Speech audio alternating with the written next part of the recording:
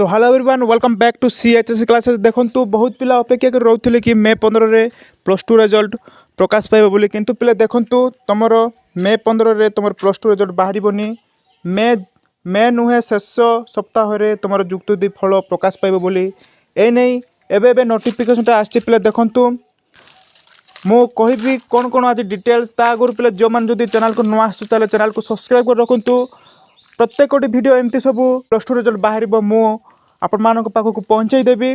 तो जदि चैनल को नुआ आसु चैनल को सब्सक्राइब कर रखु। तो आज आम जाना कौन कौन सब अपडेट्स रही।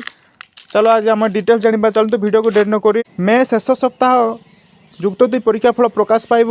गोटे समय रे कला विज्ञान वाणिज्य धंदामूलक विभाग फल बाहर। देखु मे शेष सप्ताह तुमर एटा देखु मे शेष सप्ताह तुम परीक्षा फल पाइब प्लस टू रिजल्ट बाहर बोली से गोटे